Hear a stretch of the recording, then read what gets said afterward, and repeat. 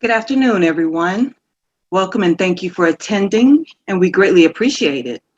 I am Siobhan Andrews, student president of the new University of Arizona Global Campus Women in STEM organization. As an information technology student here, I am thrilled to say that the University of Arizona Global Campus Women in STEM is a student-led organization that focuses on STEM careers for women. Our club includes the UAGC Women in Technology International Chapter, better known as WITI, and the UAGC chapter of Girls Who Code, College Loop. Today we're going to talk about building your legacy. But before we can talk about that, we must define it. So what is a legacy? Well, Merriam-Webster describes it as something that is handed down from our ancestors, predecessors, or from the past. So today we're going to learn how to build from experiences of our speakers. And I don't know about you, but I'm ready to hear their stories. But before we can listen, I would like to thank you again for joining us, and I will pass it over to our officers to introduce themselves as well. Good afternoon, everyone. I'm Carrie Seuss, Vice President. Good afternoon, everyone. My name is Mayan Colden, and I am the Secretary. Hi, everyone. My name is Yam Mitchell, and I'm your Communication Officer. And hello, everyone. I am Dr. Karen Lynn Daniels-Ivy. I am the Department Chair of our Technology Studies organization. We are so excited about this webinar today. Oh my goodness, we are in a position to hear from a set of legacy pioneers who have been extremely helpful, beneficial, successful within their STEM walks today. One once said that your legacy grows with each new experience, and we are in for a wonderful experience today. So take notes and sit back and you will gain something for sure. This webinar is a historical gathering of legacy STEM pioneers. Thank you to all of our panelists who will be speaking on the panel today. And also thank you to the historically Black colleges and universities who are joining us today. Throughout the webinar, we'll have you to place in chat hello, so later on we can recognize you, your name, and the name of your HBCU in attending. And so without any further delay, I would like to welcome to the mic Carrie, who will introduce to us our speakers for the event today. Carrie, the mic is yours. Thank you, Dr. Ivy. Again, good afternoon and welcome. I have the distinct pleasure of introducing our esteemed speakers. While I share their accomplishments, Mayan will post in the chat full bios on each speaker. Our fourth speaker, Ed Dwight, is the first African-American to be trained as an astronaut and the sculptor of major monuments. Pursuing his dream of flying jet aircraft, Mr. Dwight joined the United States Air Force in 1953, becoming an Air Force test pilot, and in 1961 earned a degree in aeronautical engineering from Arizona State University. In the mid-1970s, turned to art and studied at the University of Denver, receiving a Master's of Fine Arts and gained a reputation as a sculptor. Ed Dwight Studios in Denver is now one of the largest privately owned production and marketing facilities in the Western United States. Dwight has sculpted great works of celebratory African-American art, including international monuments to the Underground Railroad in Detroit, Michigan, and Windsor, Ontario. Currently, he has 35 major works, some of which are on permanent display at the Smithsonian Institute. Next, we have Ed Dwight. I want to thank you for including me in this really kind of historic kind of approach to STEM. This is great. I'm especially excited to be on with two of my, these guys are my heroes, and let me put it to you that way. And both of us have a connection of sorts. Colonel Bluford and I have this strange connection of his aunt. His aunt was an incredible librarian and a writer and everything. And I was selected to do a sculpture of her at the opening of her library. And so he and I have that kind of connection. And General Bolden, I mean, this guy here was one of my biggest supporters from the very beginning. I was a generation older than both of these guys, to tell you the truth. But Charlie Bolden stepped up to the plate. This was a long time after I'd gotten out of the military. But he included me in his confirmation to be the head of NASA, and he had me come in to Washington and sit with his family, and introduced me to the Senate by telling them that I was one of the reasons that he decided to become an astronaut. And then he hosted a big affair over at Senator Bill Nelson, who was an astronaut also, over in his office. So anyway, Charlie and I, he owns my sculptures. He bought several of my books. So Charlie and I are closer than close. About my background, I guess I consider myself one of the luckiest little kids in the world, because I had what I call a maestro mother. This woman had a huge, incredible plans for me. I was really, really small when I was a kid, but she sensed that I wasn't going to be a very big person. So she decided to set on a journey to develop what was between my ears. So I actually started school at 2 years old. And I've been going to school. I've been to 9 different colleges. I've been going to school ever since. But even in preschool, they noted that I had I had a proclivity for making images. So she noted that. And so she had me in every craft class and painting class and everything you can possibly imagine, mainly to, coordinate my brain, the hand coordination, and some of that also was stimulated by my grandfather. I lived on a farm out in the country, and we grew our own food and killed our own meat and all that kind of stuff. And my grandfather was a junk man, and he's the guy that got me interested in metals. He could weld and make. He could just make anything. But he did all the construction of all the tools and stuff on the farm, and I was kind of his right hand man. The other thing that influenced me was this farmlet, I call it, where we live, was in walking distance of the Fairfax Airport. And so my mother took me down to there. We went down there just about every day, her and my older sister. And so I spent a lot of time down there from the time I was 2, studying airplanes and being around airplanes. And after a while, by the time I'm 4 and 5, I was going down there every day, and I became the mascot of all the white pilots. There was no war at the time, so all the flying was done going hunting. People from Kansas and Missouri and Nebraska, I guess, flying to Colorado and Wyoming and shooting game and bringing it back. And I was hired to clean the airplanes, and I got paid money. And there's a little toddler. And by the time I was 9 and 10, I told him I didn't want any money. I wanted to fly. So I never got a chance to get at the wheel, but here I was flying around with these guys taking me up for rides. And I spent a great deal of time in the mechanics area, handing the guys all the tools and stuff. And that stimulated my interest in flying, because I was very curious about where these guys had been when they came to land there, and where were they going when they took off. And that was kind of stuck in my head. But anyway, like I said, I started school at 2. She got me a library card when I was 4.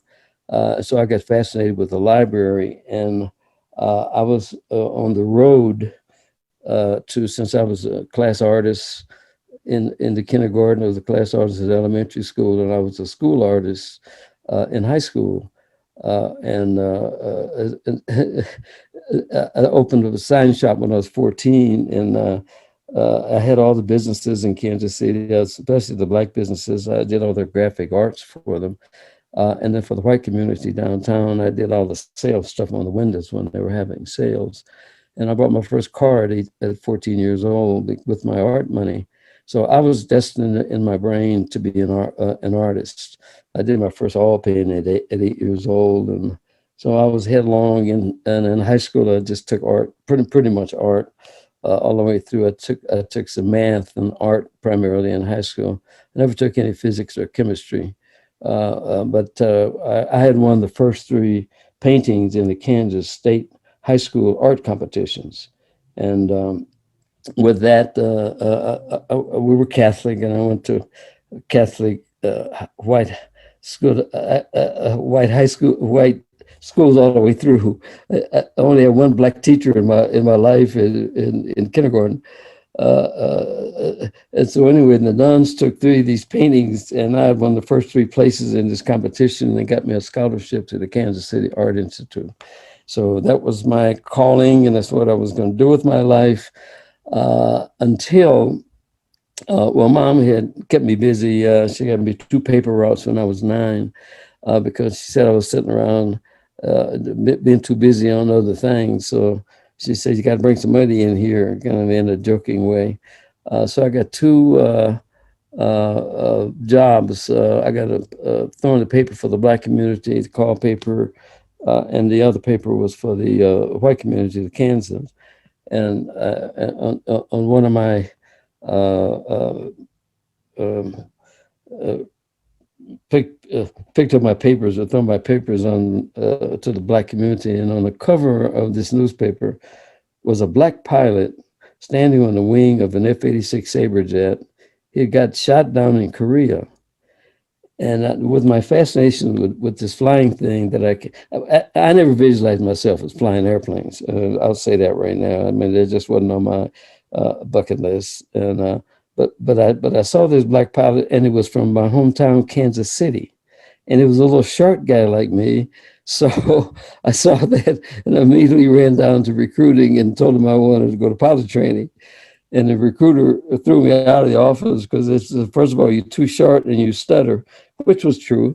So I wrote the Pentagon directly, and they sent a team out to this little college I was going to. Now, my father had set me down earlier and said, asked me what I was going to do. And I naturally told him that I was going to be an artist. And he said, no, you're not. You're going to engineering school. And I asked him what engineers did, and he said, they make money. That's all you need to know. And so I was going to ace him out by studying architectural engineering. So I enrolled in engineering school, but as an architectural engineering, because as an architect, I could draw. And that was my objective until I saw that black pilot above the fold on the black newspaper, and that did it. Another really strange thing happens that any student, it's called preparation. You don't know what to prepare for. The World War II started when I was 8 years old, and like I said, I've been going to the library because Mom, but I was checking out art books, the great painters and stuff, and the Renaissance painters, and I was studying all that. But there was a 7-volume course in the library, at the same one that the Army Air Corps used to train pilots. And I had been taking that thing home since I was about 10, 11 years. I almost had it permanently checked out. And I had read every chapter in every one of those books. And I would check myself at the end of every chapter. I would go through the questions. Not thinking, I just put this in my back pocket, not thinking that I would ever fly an airplane. But it turns out that when I saw that pilot on that paper, I wrote the Pentagon, and they sent me to Denver, Colorado to test for pilot training. I got into the test. It was a 2.5-hour test. And when I started looking at the test and the answers of the test, it was exactly the same test at the end of each one of these chapters in these manuals that I had been studying for all those years. And I finished the test in about 20 minutes. And the guy asked me, was the test too tough for me? I said, no, I think I might have missed one or two. Well, the Air Force glommed onto me and called my mom and called my college, little college there, and declared me a genius. But what they didn't have anything about me being a genius. It had to do with me preparing, and unwittingly preparing for a future. Anyway, I went into the military. To shorten this up a little bit, I joined the military, but I didn't know anything about military protocols, practices. So rather than waiting for my pilot training class, I volunteered to go in as an enlisted man so I could understand how marching was and discipline was and all that sort of thing. I did very, very, very well. I went into pilot training. I graduated at the, pretty much at the top of my class. And I was a class officer all the way through. And graduated from pilot training, I was in the top 5% of my graduating class. So as a result of that, I got offered, I got an offer to attend, to be in the first class for the Air Force Academy, which was going to be held at Lowry Air Force Base. And I thought about it. It was 2 weeks before I was to get my wings. And I would have had to give up my wings and all that training in time. I'm talking in a time frame, because they would set me back some years for my ultimate retirement. So I ended up turning that opportunity down to be in the first class of the Air Force Academy. But anyway, I went on to really kind of an illustrious career, because I was one of these can-do kind of young people that I was very strident, and I had, and thanks to Mom, who planted this incredible work ethic and this curiosity ethic, and she had a philosophy, if there's something wrong with it, fix it. And so I did that all of my career, and as a result of that, I got promoted early. They put me on fast track and all that, and I was flying. I was, and then by then, by the in the beginning, I was a flight instructor, and I learned a lot. You learn more from instructing people than you do from books or anything else. Because you're sitting there watching out for mistakes and stuff, so you get quite a bit of a flying experience. That was my first duty station. I went to Japan, became the assistant to the commander of the base, and I flew more different airplanes over there, to B-57. I left there and went to Travis Air Force Base, and I was on the wing staff at Travis Air Force Base, and I was flying 5 different airplanes. And I started working, I finished my degree in aeronautical engineering, and I started, that the Air Force paid for, by the way. And I attended college the whole time I was in the Air Force. I was working on my bachelor's. I graduated cum laude at Arizona State in aeronautical engineering. Then I started working on my master's. By the time I got to Travis, I went to Cal Berkeley and was working on a master's in nuclear physics. And then I got this letter from the Pentagon saying, under the direction of President, we're offering you an opportunity to go to experimental test pilot school in preparation for being the first Negro astronaut. And I thought that was the craziest thing in the world. I hadn't, they had announced the first 7, and I immediately declared these guys nuts. Who in the world would want to do that? And so that was the last thing that I was thinking about doing. And so I went to all of my commanders, and since they had promoted me early, put me on fast track. I was getting all these enormously high ratings as an officer. And I asked them, what did I do? And all of them advised me to do nothing, just stay away from it. Because they had lots of words for those guys in research and development. They're all nuts, and it's totally political, and you're not going to be able to break into that club. And you're black, and you're probably 20 years before this would really be happening. And they told me all of these things that I was not going to be able to do if I opted to go do that. But my mother came to joined in and jumped in, so you're going to do that because it'll help the race. I mean, she interjected this race thing, and I was going to help the race, the progress of the race by being this astronaut guy. And anyway, I sent my stuff in, and lo and behold, the Air Force doesn't answer things in days. They answer things like that in weeks or months. But 4 days after I submitted my application and on my credentials, and they needed four things. You had to be under 30 years old. I was 27. You had to have an engineering degree or a degree in natural science, and I had an aeronautical engineering degree. You had to have 1,500 hours of jet time, and I had 2,500 hours of jet time. And the last requirement was if you were a military officer, the last three effectiveness reports you get had to be rated outstanding, and my last four were rated outstanding. So anyway, I got this letter asking me if I wanted to do this, and thanks to my mother, I said yes.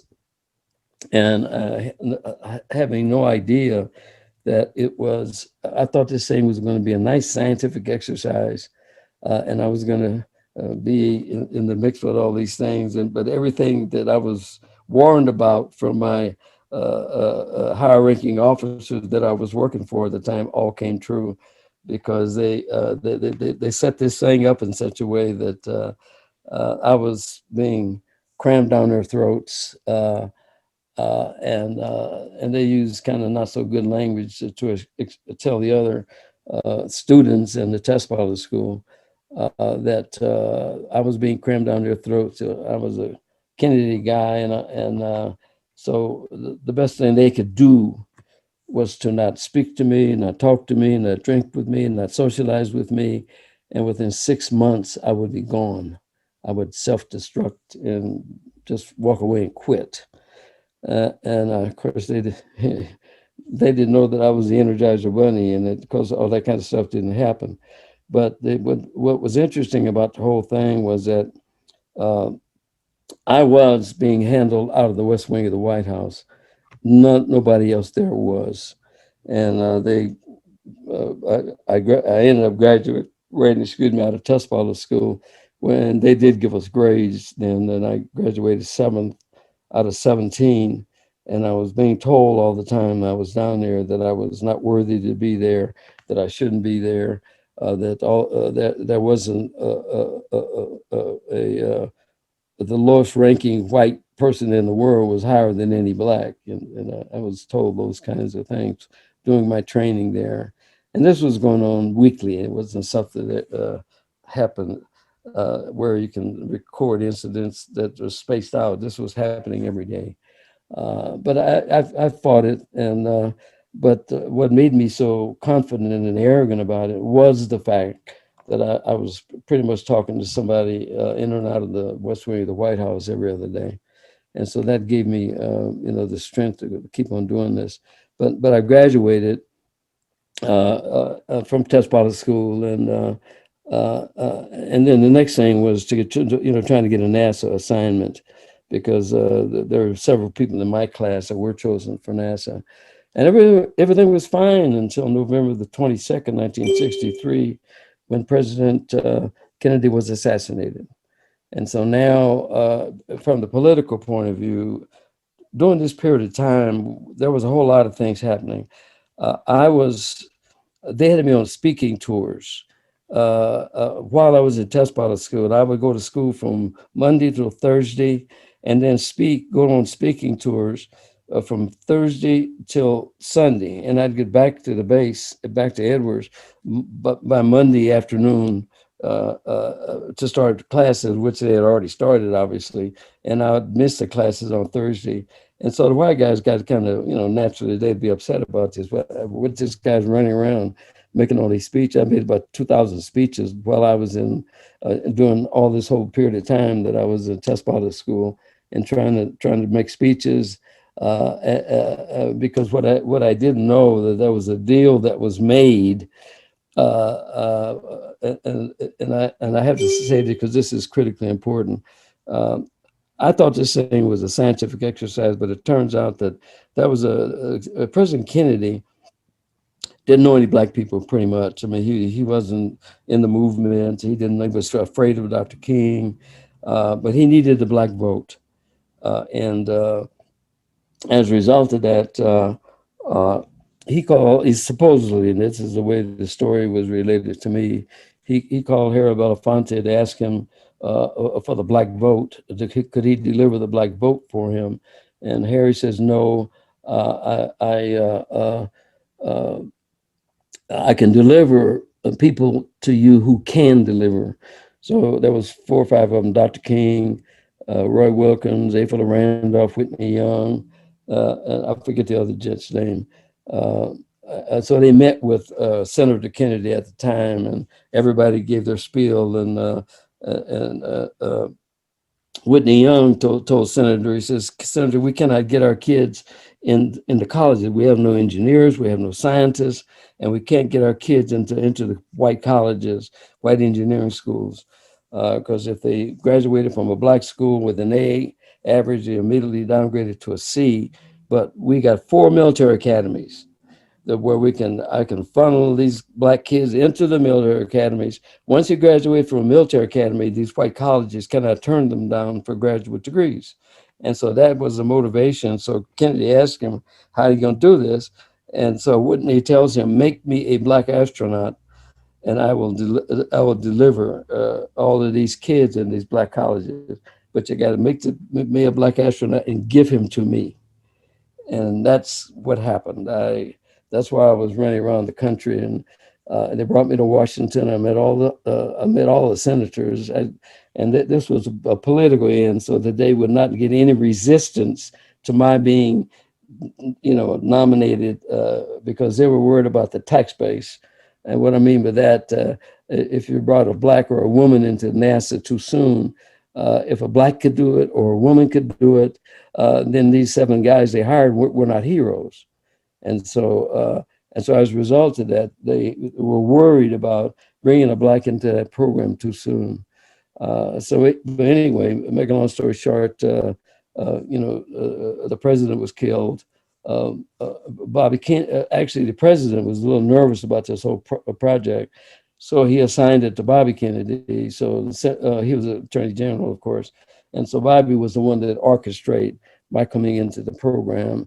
And orchestrated me, getting political acceptance with the senators and the House of Representatives. So I spent a lot of time in Washington, D.C. meeting with the senators and congressmen, and which no other astronaut that's ever been in the United States ever done anything like that.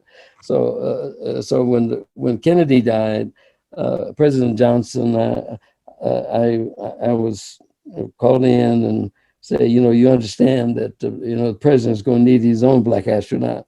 So what we'd like you to do is stand down. You're going into space, Captain Dwight. So, but what the president wants is for you to help him select your replacement. And if all that stuff sounds off the wall and crazy, it is not. It really actually happened. So as a result of that, Robert Lawrence, and I told him he had to have a PhD because all the other guys that were in my classes had bachelor's degrees in engineering. A couple of them had masters, but I got criticized all through the whole thing because I was undereducated. And I gave him a lot of other advice that they didn't follow, but they made sure Bob Lawrence had a PhD. So they asked me to stand down for 3 years is what they asked me to do. And to go anywhere in the world. They offered me a deal, I could go anywhere in the world, and they send me a check every month until Bob got trained. Bob Lawrence, I'm talking about, and he was the highest ranking guy. They were talking about my rank I was a captain, but Bob was the only one in his class that was a major. All the rest of the guys were captains, but he had a PhD. They didn't.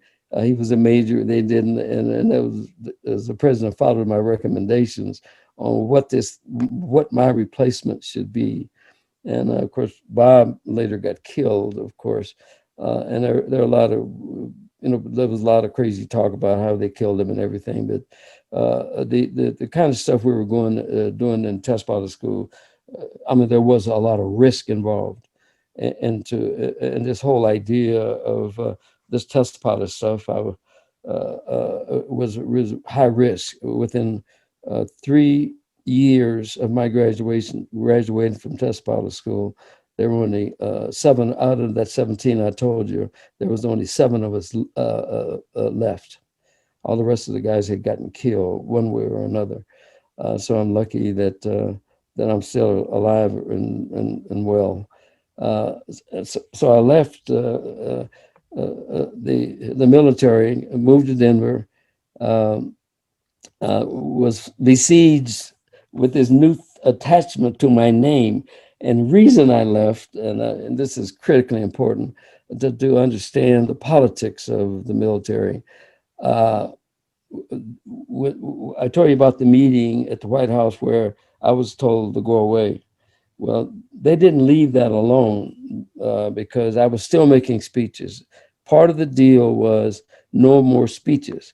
And of course, I was I was in demand for, people wanted to know. And so I was still making speeches. So part of my deal was I wasn't to make any more speeches. But I picked a base in Holloman. They told me to go someplace that was quiet. It's no newspapers, no reporters, no nothing. I was supposed to disappear off the face of the earth. And the next thing you know, these guys sent a team out there with an assignment to kill me. And I'm going, what? These guys really got no. So once I got the details of what this thing was about, I immediately resigned. I said, I'm not going to stay around for you guys to kill me. So I immediately resigned. So they said, okay, if he resigns, he goes to jail for 21. We're going to bring charges against him. And he's going to be in jail for 21 years. That's the term. And what I was being charged with is that I met with senators without permission. I met with presidents without permission. I met with House representatives without permission, because there's a military law that says you can't go around meeting people in Congress and senators, without going through the military chain of command. Now, mind you, I was meeting with all these people at their insistence. They were demanding that I be there. They were demanding that I go meet with these senators, which I did. And so in reality, if I had done that on my own, which was crazy, the whole notion was crazy that I would do something like that on my own. But anyway, Bobby Kennedy intervened, and so we cut a deal that I would leave the military. They had me leaving the military in disgrace. And what I mean by being in disgrace, they stripped me of wanted to strip me of my ability to vote. I was never to enter a government building the rest of my life. And it was a whole string of things that they added to this deal that we were supposed to do. And of course, Bobby Kennedy went in and got all that stuff changed. And so I ended up, and they wanted to give me a dishonorable discharge. That was the other part of it. And I don't know what I had done to get that, but anyway, I went into civilian life and went to work for the IBM Corporation. And as a matter of fact, I brought some of NASA's programs into the Front Range here in Colorado and became a kind of a star at IBM Corporation. They were promoting me to be the first Black vice president of IBM, and I didn't want to do that because I've already gone through this first Black episode before, and I'm not going to be the first Black in private industry, so we can forget that. So anyway, I left IBM, became a businessman, and later. I had one of the larger construction companies. I had 5 companies immediately after I got out of the military, because people were, this name thing, astronaut, was seemed to be permanently attached to my name. So as a result of that caused a lot of stuff to happen, and the white business community came into play, and whatever I wanted here, I pretty much got, because I was this astronaut guy. But anyway, I had one of the larger construction companies here in Denver built the city of Parker, Colorado, and as well as condominiums all over the metropolitan area, apartments, condominiums, you name it. And I bought a big house, and I was making a lot of art out of the leftover metal of my construction sites. And the first Black lieutenant governor of Colorado here was at my house and saw this art that I had made and asked me if I would make a sculpture of him. They wanted a sculpture of him for the as the first Black vice governor here in Colorado. And I told George, I said, I don't model, I weld things together, okay, like my grandfather used to do. And he says, you're going to do this because you're going to be one of the greatest sculptors that ever lived when I get through with you.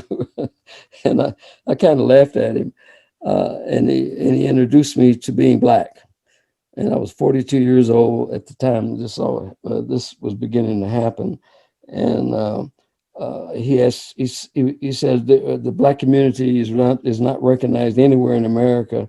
Blacks have been on the continent for 300 and some years, but you can't go to a museum, you can't go to a public square, you can't go to a park, can't even go to a gallery to see any Black images of Black people. And of course, I told him, I went to white schools all the way through. I'd say, well, who cares? And he leaped into me and asked me, I said, what did Black people do was the question I asked George. And he says, well, they built this country. And he said, have you heard of Harry Tubman? I said, no. I was 42. Frederick Douglass, no. Nat Turner, no. George Washington Carver, no. I went down the list. I didn't know anybody. And so I was, he got me a stack of books and forced me to read them. And I didn't even know that was slavery. I'm in my 40s. And so I got angry that I was robbed of all of this history. So I stopped what I was doing, sold all these companies, and I went back to college and got a master's degree in sculpture. And then as a matter of fact, I was so effective there, they made me the head of the sculpture department. And I went there to learn. I ran the sculpture department at the University of Denver for 3 years. And then the Park Service saw some art that I had done, and they reached out to me and made me their young art star. And I was traveling all over the country with the Park Service. They commissioned me to do a sculpture of Black history sculpture, Black cowboys and Black Indians, and white Blacks came west. And that started it. And then the Park Service came back to me a couple of years later and asked me to do a series on jazz. So I did a 7 bronze series of jazz that we traveled all over the United States, and all these things kind of opened. I was doing these huge memorials for unknown stories of what Black people did in America. Once I found out that there were stories and the real struggle and what was it about.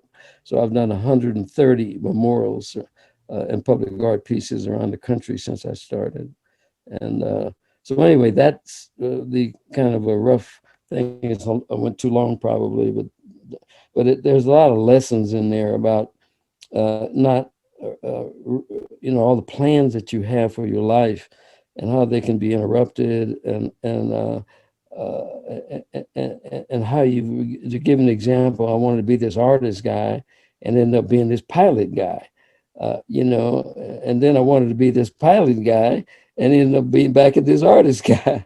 So you got to keep your options open about all these matters, but I'm an inveterate reader. I must own 25, 30,000 books, because everything that I've ever done, even in the military, I read the background and the history of what was going on, so that if there was something wrong, I was able to fix it. And then that just became a part of my personality and a part of my toolkit that I walked around with. And, somebody told me something once of find something your boss doesn't like to do or doesn't have time to do and do it for him. And you'll become a hero big time. And I practiced that all the way through my career. And for those reasons, I was mildly successful, and as the president hadn't gotten killed, I'm certain that I would have gone up in space. But there was a working deal at the time that this is 20 years too soon. And it turned out to be that I graduated from test pilot school 20 years, almost to the month, when the guy in Bluford went up in space. So anyway, I'll set my face now, and thank you. And I hope this gets to the kids, that there's some lessons in that you got to be resilient and don't give up. Well, Mr. Dwight, first of all, I am just in awe at your story. I'm going to turn on my video. Your story is so amazing. Oh my goodness. It is just wonderful. It is so amazing. Just a couple of points that I wrote down. First of all, I thank God for your mom, because she pushed you. She didn't allow you to say no. She didn't allow you to say, I don't think so, or maybe not.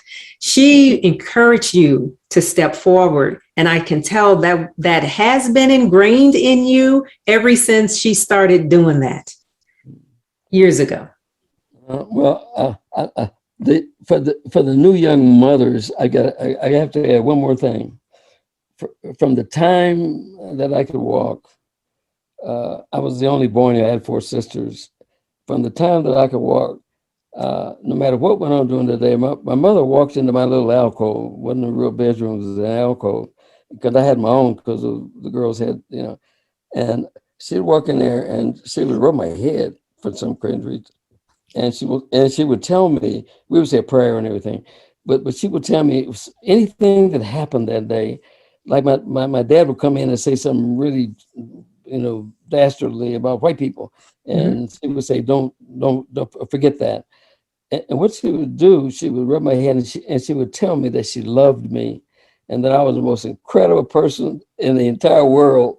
And don't let anybody tell me that I'm not the most incredible person. And that happened for 18 years now, okay? 18 whole years, every night. Yes. That was instilling in you that level of self-confidence that you obviously built your next steps on. You were the first in so many ways. And not only just the first, but the first with controversy, the first with, I don't want you here. And as you shared your story, those around you did not hold their words with expressing to you and telling you, I don't want you here. But yet you persisted. Well, that's easy. Dad told me a story, and my dad was a professional baseball player at one time, and they traveled around the United States playing ball with little white teams, and so my dad was in Iowa, and they had a newspaper that said when the black team came to town, they had headlines: "Nigger team comes to town this weekend." All the farmers saved up their tomatoes and rotten eggs, and when the black players got off the bus, they would be pelted with these rotten eggs and tomatoes. When my dad and them would beat the devil out of the local team, these same people were standing in line asking for autographs. And that lesson to me was, and he was telling me this lesson that had 100% to do with what white people, the only thing white people respect is excellence.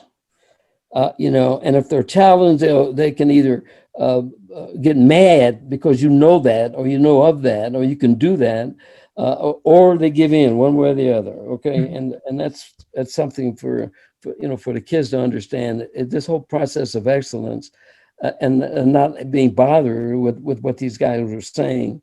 I had a mission, and my mission was getting through that test pilot school, and it didn't have a dang thing to do with what these guys said to me.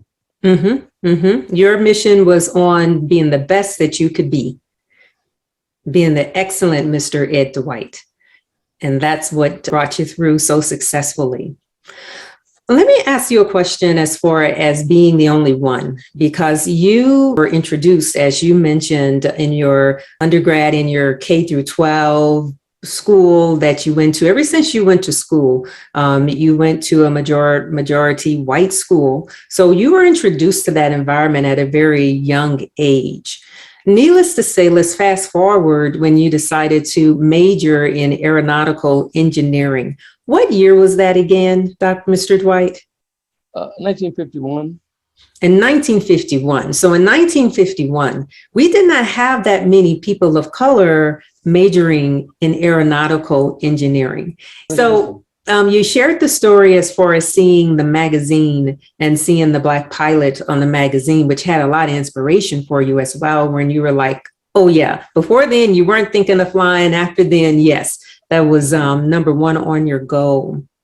Can you share with the young people, with adults as well, how important it is to set your own goals, no matter what those around you may say you can do or cannot do? You talked about focusing on excellence as well. How important is it for individuals set your own goals, raise your own bar to move forward?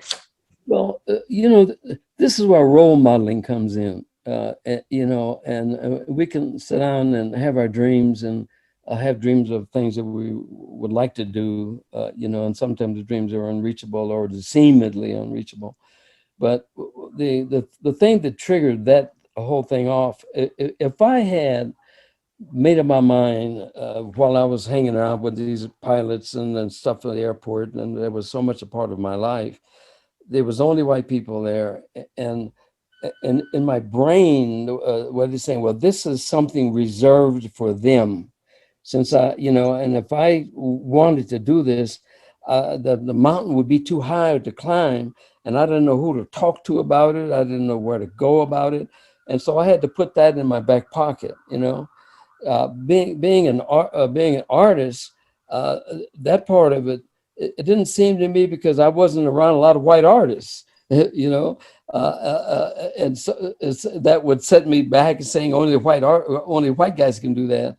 But I did. But once I saw that black Dayton Ragland on that set, standing on that airplane, and I was a little short guy, and he was a little short guy, just like me.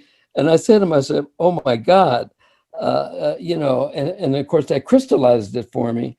And that's not to say that when I doubt seriously that I would have made that move to go to pilot training had I not seen that image.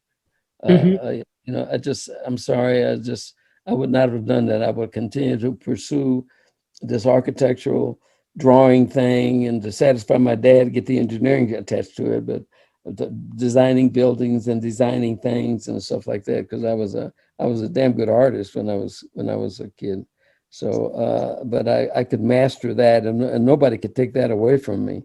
I mean, I had acceptance there. Everybody they didn't know that I was Black.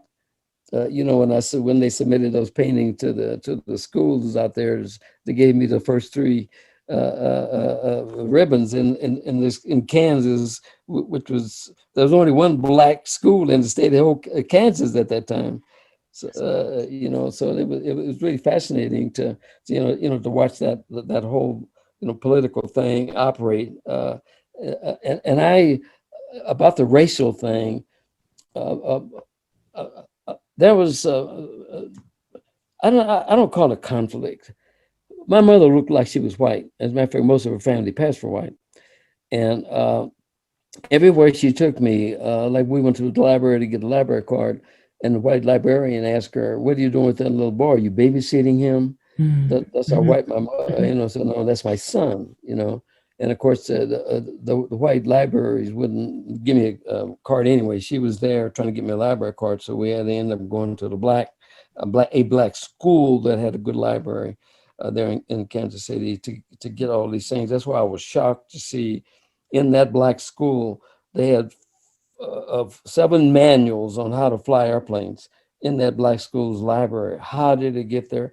I don't know, some kind of destiny. And I kept it almost checked out for the whole time because nobody else wanted to read those things. So it was literally my set of 7 things that I was curious about, that I wanted to know about, because it included weather, it included science, it included technology, it included the science of flying, and engineering, how airplanes are built, how airplanes fly, and all that sort of thing. And I had put that in my back pocket, just in case. It was a kind of just in case. Well, Mr. Dwight, you said one word that you mentioned at the beginning of your talk, curiosity.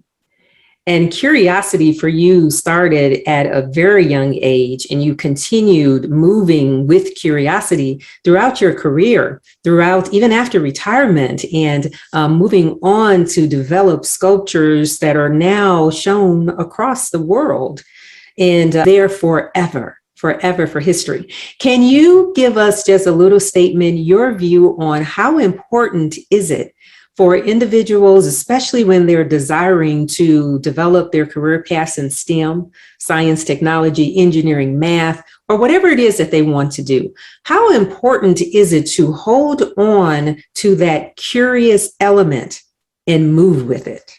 Always be curious. Well, I wrote a book, and every book I sign, right on the bottom, I write, stay curious. Because in talking, because I talk to a lot of little bitty kids as well as college kids, and this whole idea of staying curious, because everybody that I've ever met, when I was doing my jazz series, I was traveling with Dizzy and Miles and all the big giants of jazz, and I thought, well, these guys are just about music. I mean, ain't about nothing else, These guys are the most curious people I've ever met in my life. They travel all over the world, giving concerts, and they're out doing things and talking to engineers and talking to people who admire their music, and it's just unbelievable. Their curiosity, and you say, well, these guys just play music, so what? And it's not that at all. The reason that they're in the top of their game in music has directly to do with their curiosity. About they may be curious about other things. They're curious about money. They're curious about other people. They're curious about marketing. They're curious about movements, if you will, about how, what is this whole racial thing all about? And that's why they get so involved in these things, because they're curious, and they can stage it themselves and say, screw you up, I'm making all my money. So you have to stay curious and keep open-minded about every single thing that comes down your path, everything. And if some speaker comes and you say, well, I'm not interested in that, I'm telling you, be interested in it, no matter what they're talking about. And the STEM thing is I must tell you, is critical to my success as an artist. Had I not taken math, and I had to fill in because I didn't take a lot of that in high school. So my whole college, I was carrying 18 hours a quarter, a semester, because I had to fill in physics and chemistry and biology and math and advanced math and differential equations and calculus and all of these. But I had to fill all in. But thank God I was curious enough to do that and get a handle on it. But since I become a sculptor, it's why I'm even partially successful, because I have a STEM background. That's the only reason, because I bring these young artists in, and it is troubling, believe me, to have these young artists who graduate from these art schools and know nothing about math and science. And what I've had these kids ask me, what's 10%? What does that mean? I ain't never heard that before. Wow. Yes. So anyway, that's so STEM has caused me to be a successful artist. I want to comment on one more thing, and then I'll let you go. I tell you, I don't want to let you go because your history is so much packed with golden nuggets to help anybody out to be successful. Oh my goodness. But There's something else that you said as you were describing yourself, and I'm going to switch to the importance of being a leader and being willing to stand forward, even when you may be surrounded by individuals who don't think you deserve where you are, but to stand firm and very confident in leading. You mentioned several times describing yourself as having a can-do attitude, and that was recognized by whomever you were working under, your managers, your leadership. They always recognize that, moving you forward, because again, that's your focusing on excellence again, right? But having that can-do attitude is what kept bumping you forward to the next, to the next, to the next. So can you just share with us again the importance of having that can do? Somebody else is not doing it, I can do it. Someone's doing it, I can do it better. So what's the importance of having that can do attitude for a person to be successful in their growth? Okay, that has a real easy answer, and the easy answer is no matter what you're doing, I don't care what profession you're in, there's a knowledge base for that profession. And if you just wait for people to bring energy to you or education to you or experience to you, you're not going to be successful. So if you're in the world of business, if you don't give an example, what I would do when I was studying philosophy, I went to the library and I went to the library and I said, I need the 5 top philosophers. I need a book. Give me names of the top, and I did that with everything that I've ever done. And so there's a right way to do everything. And so if you don't wait for people to shower you with knowledge, you go digging around yourself and figuring out, who are the guys who really did this really, really well. And so I got 5 books on them and I read them. Each of them, ironically, each of them came to the same conclusion, but they attacked it in different ways. Each person attacked the problem in a different way, but they all ended up with the same conclusion. And that's what I've done, whether it's math, whether it's art, whether it's marketing, no matter what it is, I sit down and I figure out who are the top folks and what kind of books that they write and where can I find them and go to bed with them, whether it's magazines or Black Enterprise magazine in some instances and all the other top-notch magazines in business and art marketing and stuff. And I had to read those things and see what trends were, what's required for success, and rather than waiting on somebody to tell you what's. And so when you go into these things, you already got a handle on the right way, how somebody else did it, because they're free to give you all this free information about how to do things right. And so in every instance, that's what I did. Whether it was when I was in SAC and I was managing SAC command was different from their tactical command, and what was their mission, and how did these guys do? What kind of people they need to run an organization like that? And so as a result, that's what I did. I mean, like I said, I'm a reader, and that came first. And to find out what is the framework that these people should be working with. What is that framework? And if you know that, you can contribute. Be prepared. Read. Yes. Right. Well, I have the joy, Mr. Edward Dwight, I will call you scientist, entrepreneur, artist, astronaut, Mr. Yes, I Can, Mr. Curiosity as well, that will lift you to the next level. I have the honor, I would say, of living in Denver and seeing one of your main sculptures that you put in the city park of Dr. Martin Luther King, which is just marvelous, just as wonderful. And needless to say, your artwork will live on and on and on. There's another person that I want to just give a shout out to for thank you. Vice Governor, I believe, was the one who said, no, you're going to be known for your sculptures. That was him, right? Yeah.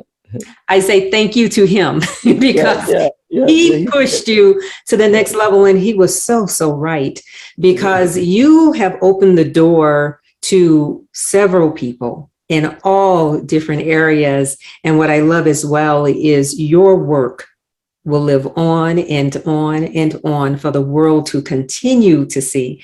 And I don't know if you have thought about it, but just think of all the number of individuals, the young engineers, the young entrepreneurs to be, the young scientists, the young artists who you have inspired from just standing firm, moving forward, and continuing with your yes, I can, that your mom instilled in you as well, attitude. It's just wonderful. It's just awesome. So I say thank you, thank you, thank you.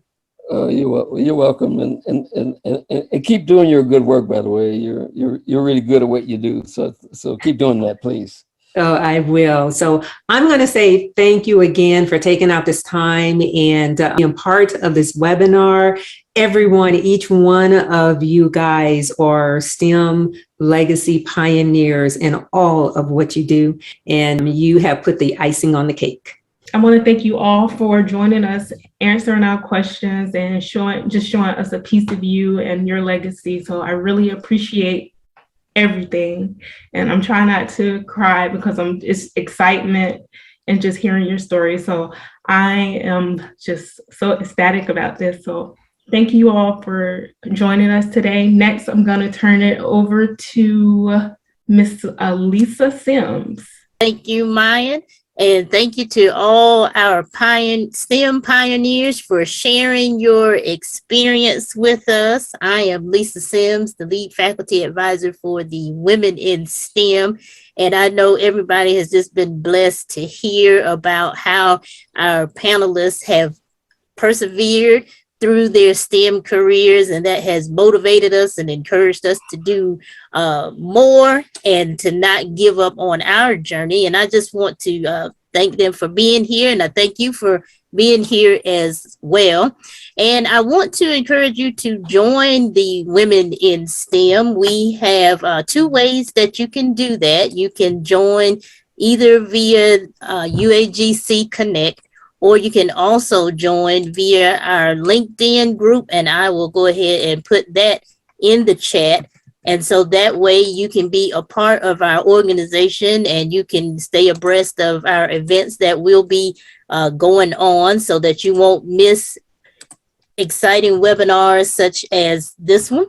And then also I want to invite you to go ahead and save the date for October the 29th from 1 p.m. Pacific time to 2:30 Pacific time. We're going to have our cybersecurity awareness event, and we're going to have panelists from Microsoft who are going to speak to us about different areas of cybersecurity, such as the dark web and other cybersecurity areas that we may or may not be aware of. So I highly want to encourage you to join us there, and I will put the flyer for that event also in the chat so that you can have that and you can go ahead and register for that event. And so with that, we're going to go ahead and wrap up. And we once again thank everyone who attended. We thank our STEM pioneers, and we thank our attendees for tuning in and stay abreast of what's coming next for the Women in STEM. And remember to continue to persevere. And even though you have obstacles, you can overcome those obstacles to do greatness. And so with that, stay blessed and stay safe. Thank you, everyone. Thank you. Thank you. Thank you. Thank you, everyone, all of our panelists. And we want to also give a special thank you to all of our historical Black colleges and universities who attended with us today. Florida, FMU, thank you for attending, and others who may not have spotted your name in the chat. Thanks to everyone who attended, all of our panelists as well.